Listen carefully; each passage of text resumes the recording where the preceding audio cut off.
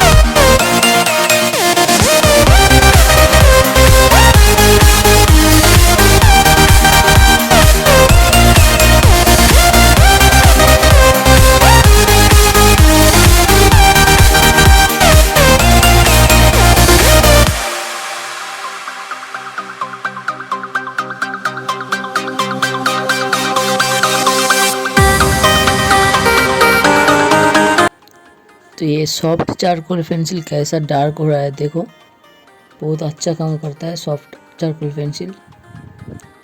ठीक है, देखो बहुत डार्क हो रहा है, शैडो भी बहुत अच्छा आएगा। इसके साथ अच्छे से शेडिंग करना है। ठीक है, पूरा देखो धीरे धीरे वीडियो, स्टेप बाय स्टेप देखो पूरा।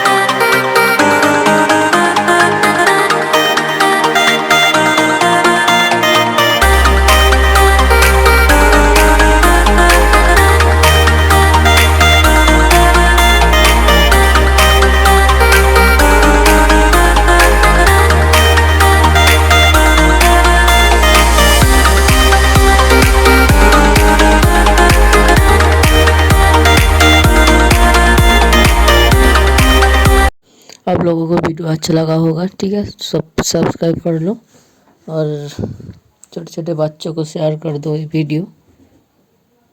ठीक है, सब सब्सक्राइब कर दो। तो नेक्स्ट वीडियो में मिलते हैं। ठीक है, तब तक के लिए बाय बाय।